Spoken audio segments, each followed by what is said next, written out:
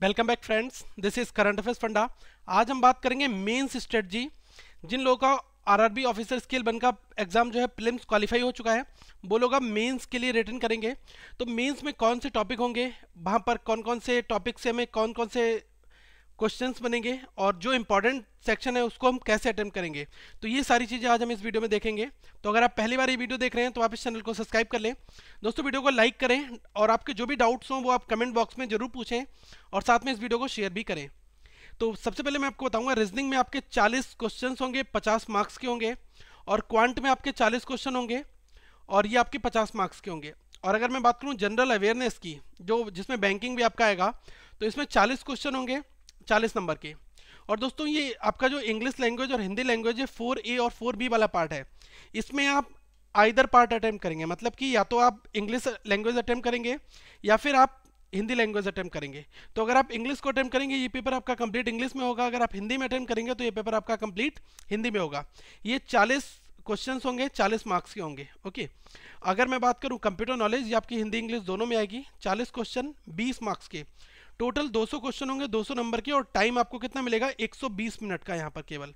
Okay, तो मैं आपको बारी बारी से हर एक सब्जेक्ट में बताऊंगा कि वहां पर कौन कौन से टॉपिक से आपको क्वेश्चंस फैच करने हैं। ओके, स्टार्ट करते हैं। अब देखो, रीजनिंग में जो भी करंट ट्रेंड चल रहा है, क्योंकि आज के टाइम पर हम प्रीवियस ईयर से कंपेयर नहीं कर सकते। प्रीवियस ईयर में क्या होता था कि नंबर ऑफ एप्लीकेंट्स कम होते थे, वैकेंसीज ज़्यादा हो जाती। आज वैकेंसीज कम हो गई हैं, नंबर ऑफ एप्लीकेंट्स भी उस रेशियो में बहुत ज़्यादा बढ़े हैं। तो जो क्रीमी लेयर है, जिसके मार्क्स सबसे हाईएस्ट होंगे, केवल उसका ही सिलेक्शन होगा। ये चीज़ माइंड में आप रख लो आज की डेट में। तो सेलोगिज्म, इनइक्वालिटी और कोडिंग एंड डिकोडिंग, ये 3 टॉपिक ऐसे हैं जो आपके अगर एग्जाम्स में आएंगे तो ये 15 नंबर का कंबाइंड फॉर्मेट आपको मिलेगा। और ये सेक्शन आई थिंक ये आपको बहुत इजी सेक्शन भी लगता होगा, आपने प्रैक्टिस काफ़ी की है इसके ऊपर। अब अगर मैं बात करूं इनइक्वालिटी की, तो ये आपकी 2 तरह से इनइक्वालिटी होती है, एक स्टेटमेंट वाइज इनइक्वालिटी और एक आपकी कोडेड वाली। तो मैंने आपको दोनों तरह की वीडियोस बताई हैं, आप दोनों वीडियोस देखकर एग्जाम्स में जाना। कोई सी भी आपको मिल जाए 5 मार्क्स की मिलेगी, आप वहां पर अर्न कर सकते हैं। सेलोगिज्म की अगर मैं बात करूं तो वहां पर आपके क्वेश्चंस जो होंगे वो पॉसिबिलिटी काइंड ऑफ में भी होंगे। ओके, तो पॉसिबिलिटी वाले अगर आपको क्वेश्चंस मिलते हैं सेलोगिज्म में, तब आप आसानी से अटेम्प्ट कर सकते हैं। कोडिंग एंड डिकोडिंग के जितने भी लेटेस्ट टाइप हैं वो सारे हमने डिस्कस किए हैं। आप एग्जाम में जाने से पहले इस तरह के क्वेश्चंस को बनाकर जरूर जाएं, ताकि आप वहां पर अच्छे मार्क्स सिक्योर कर सकें। अब बात करते हैं थोड़ा सा एक बड़े एरिया की, जिसमें आपका मशीन इनपुट आउटपुट, ये टोटल कंप्लीटली ऑप्शनल में रहेगा। अगर ये आपका एग्जाम्स में आया, ओके, तो ये वैसे इसका लेवल हाई होता है, क्योंकि ये किसी को आता नहीं है। अगर आता है तो वही सॉल्व इसको कर पाता है। ठीक है, तो मैंने इस पर आपको कंप्लीट 5 वीडियो दिए हैं। अगर आप बिल्कुल न्यू हैं मशीन इनपुट आउटपुट में, तो आप ये वीडियो देख लें, तो आपको ये सारा आइडिया लग जाएगा कि कैसे इस तरह के क्वेश्चंस को हमें सॉल्व करना है। अब दोस्तों, पजल्स और सिटिंग अरेंजमेंट की बात करूं तो कम से कम आप मान के चलो यहाँ से आपको 15 मार्क्स का पोर्शन तो मिलेगा ही मिलेगा। इन पजल या तो 2 सिटिंग अरेंजमेंट होगा, 1 पजल होगी, या तो 1 पजल होगी, 2 सिटिंग अरेंजमेंट होंगे। क्योंकि आजकल एग्जाम्स में जो ट्रेंड है वो पजल और सिटिंग अरेंजमेंट का मोस्ट वेटेज होता है, मतलब काफ़ी हाई वेटेज होता है। ठीक है, तो मैं ये मान के चल रहा हूँ कि 15 से 20 नंबर आपका यहाँ पर हो सकता है। ये 15 तो मैं अंदाजा लगा के बता रहा हूँ, लेकिन 20 भी आपका हो सकता है, कोई इशू नहीं है इसमें। और ब्लड रिलेशन और मिसलेनियस के क्वेश्चंस आपके रिमेनिंग पोर्शन के होंगे। ठीक है, तो आप ये मान के चलो कि आपका कम अल्टीमेटली अगर आप इन टॉपिक्स को एग्जाम से पहले रिवाइज और कंप्लीटली प्रैक्टिस करके जाते हो तो वहाँ पर आपको प्रॉब्लम्स नहीं होंगी। अब कुछ लोग कहेंगे कि सर ये जो ब्लड रिलेशन है या फिर पजल्स है या फिर मशीन लेवल के जो क्वेश्चन है मशीन इनपुट आउटपुट के, इनका लेवल कैसा होगा, तो आपको बता दूं कि आप मेंस के लिए जा रहे हैं। ठीक है, तो मेंस में जो लेवल है वो हार्ड ही रहेगा ऑल टाइम। ठीक है, इसमें कोई भी आपको रियायत नहीं दी जाएगी कि आपको बहुत इजी क्वेश्चन आ गया। तो डेफिनेटली यहाँ पर जो क्वेश्चंस आएंगे वो आपके एक अच्छे लेवल के होंगे। तो इसलिए आपको प्रिपरेशन भी अब आने वाले दिनों में बहुत अच्छे लेवल की करनी होगी। नेक्स्ट, अगर मैं क्वांटिटी की बात करूं तो देखो, क्वांट वाले सेक्शंस में मैं बहुत ज़्यादा नहीं यहाँ पर बताऊंगा आपको। सिंप्लीफिकेशन या फिर प्रोबेबिलिटी, इसमें से आपका एक सेक्शन होगा 5 मार्क्स का। Okay, number series, quadratic equations और डेटा इंटरप्रिटेशन, कम से कम आप मान के चलिए 3 से 4 डीआई आपके होंगे एग्जाम्स में, और ये दोनों आपके होंगे 10 मार्क्स के। तो टोटल इस वाले जो मिडिल सेक्शन है यहाँ से मैं 25 नंबर का मान के चल रहा हूँ कि आपको एग्जाम्स में 25 मार्क्स का यहाँ पर देखने को मिलेगा, क्योंकि नंबर सीरीज के 5 क्वेश्चंस होंगे और इस बार नंबर सीरीज के क्वेश्चंस का लेवल जो होगा वो अच्छा होगा। क्योंकि प्रीलिम्स में काफ़ी इजी लेवल से क्वेश्चंस पूछे गए थे, तो आप ये मत सोचना कि प्रीलिम्स की ही कॉपी यहाँ पर मेंस में हो जाएगी, ऐसा नहीं होगा।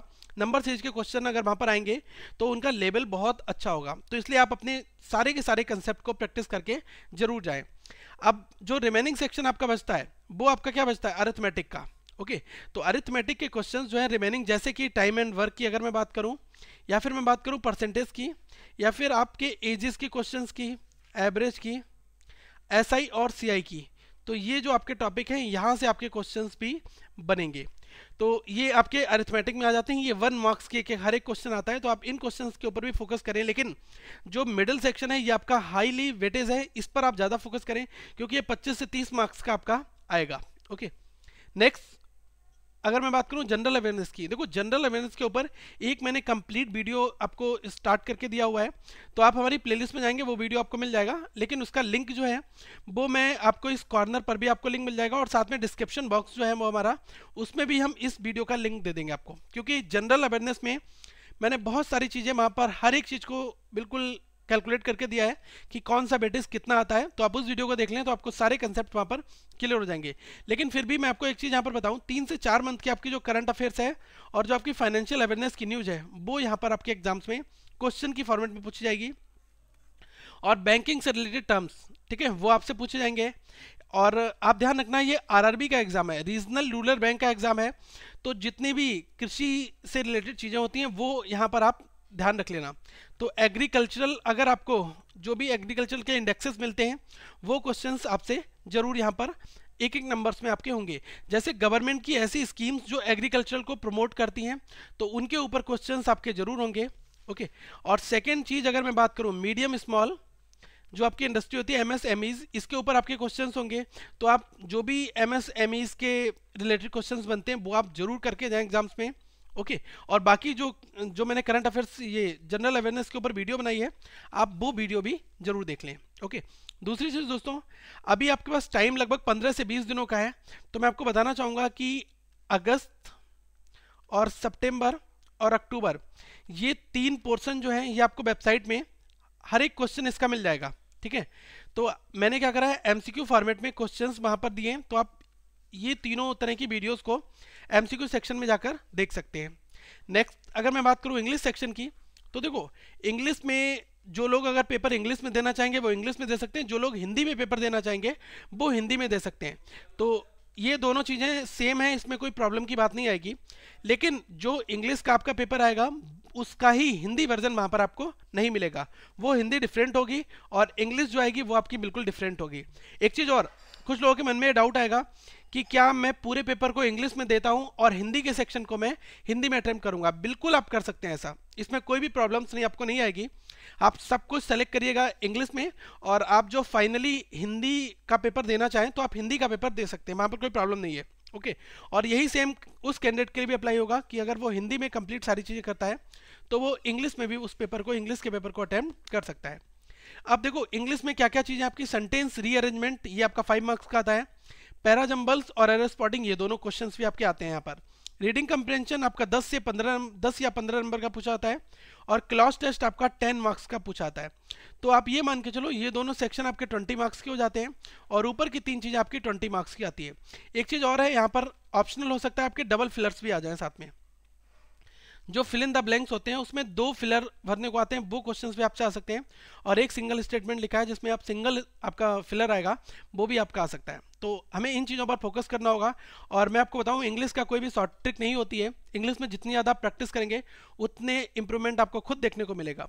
तो आप प्रीवियस ईयर के पेपर्स उठाओ, डेली न्यूज़पेपर में वोकैब को याद करो, और जो करंटली इकोनॉमिक टर्म्स हैं उनको आप पढ़ना स्टार्ट करो। ठीक है, नेक्स्ट जो लोग हिंदी को अपीयर करने वाले हैं उनको मैं बता दूं कि हिंदी में आपको एक गद्यांश दिया होगा, मैंने हिंदी के ऊपर एक कंप्लीट वीडियो भी बनाई है, उसका लिंक भी मैं आपको डिस्क्रिप्शन बॉक्स में दे दूंगा। ओके, तो जो आपको गद्यांश यहाँ पर दिया होगा उसमें से आपको क्वेश्चंस निकालने होंगे, साथ में दोस्तों मुहावरे वो क्वेश्चंस आपसे आएंगे, और जो क्लॉज टेस्ट होता है जिसमें जगह जगह खाली दी होती है वो आपको कंप्लीट हिंदी में मिलेगा।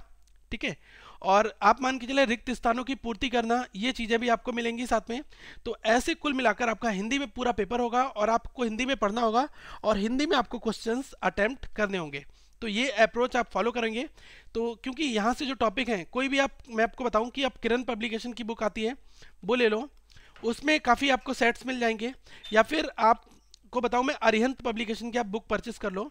अरिहंत की हिंदी की बुक आती है जो आरआरबी के लिए बनाई गई है, इसमें के सेट्स लगा लोगे तो आपको क्वेश्चंस वहाँ पर आसानी से एग्जाम्स में बन जाएंगे। ओके, अब अगर मैं बात करूं कंप्यूटर की, तो कंप्यूटर का क्वेश्चन जो है वो आपके 40 क्वेश्चन आएंगे।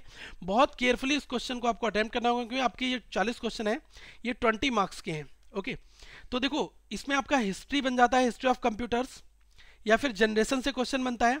इंटरनेट का बेसिक्स पूछ लेता है, लैन मैन मैन ये चीज़ें क्या होती हैं, लैन का क्या मतलब है, और लैन का एरिया कितनी जगह में डिस्ट्रीब्यूट होता है, ये सारी चीज़ें। एमएस ऑफिस में 2003 और 2007 इनके क्वेश्चंस प्रॉब्ली बनते हैं, और बेसिक्स आप ध्यान रखना है इनकी, ठीक है। और जो एमएस एक्सेल है, ठीक है, माइक्रोसॉफ्ट एक्सेल है, यहाँ से आपके क्वेश्चंस बनेंगे। सेल क्या होता है, दो सेल को मर्ज कैसे करते हैं, ये सब चीज़ें, क्या ऑपरेशन परफॉर्म होते हैं, ठीक है, ये एग्रीगेट फंक्शंस क्या होते हैं, ये सारी चीज़ें वहाँ पर बनती हैं। तो मैं कोशिश करूँगा कि आपको ये कंप्यूटर वाले क्वेश्चंस में जो जो चीज़ें बची हुई हैं वो चीज़ें दे दूं। लेकिन अगर मैं आपको बताऊं, कंप्लीट कंप्यूटर्स की वीडियो आप हमारे डिस्क्रिप्शन बॉक्स में देख लें, और जो एमसीक्यू हैं वो हमने काफ़ी कुछ बनाए हुए हैं, तो आप एमसीक्यू को एग्जाम में जाने से पहले बनाकर जाएं। लगभग दोस्तों अभी मैं बात करूं तो 500 से ज़्यादा एमसीक्यूज इस चैनल पर मैंने अपलोड किए हैं, तो आप सारे एमसीक्यू सेक्शंस को देख लें और आपको सब आइडिया यहाँ पर क्लियर हो जाएगा। ठीक है, ऑपरेटिंग सिस्टम की बेसिक नॉलेज आपको पता होनी चाहिए, कितने टाइप के ऑपरेटिंग सिस्टम होते हैं, और प्रोग्रामिंग लैंग्वेजेस में हाई लेवल मशीन लैंग्वेज, ये सब चीज़ें क्या होती हैं, सी क्या है, C++ क्या है, यूनिक्स लाइनेक्स, ये चीज़ें भी आपसे पूछी जा सकती हैं। और सिक्योरिटी, फायरवॉल, एंटी मालवेयर, ये सब चीज़ें क्या होती है, कंप्यूटर की टेक्निकल टर्म्स हैं, ये चीज़ें भी आपसे पूछी जाएंगी। तो अगर मैं ब्रीफ में बात करूं तो टोटल जो चीज़ें हमने अभी तक पढ़ी हैं इनसे रिलेटेड ही आपके क्वेश्चंस बनेंगे। और कंप्यूटर की टोटल वीडियोस के लिए आप डिस्क्रिप्शन बॉक्स में जाएं, आपको कंप्लीट हर एक वीडियो का प्लेलिस्ट जरूर वहाँ पर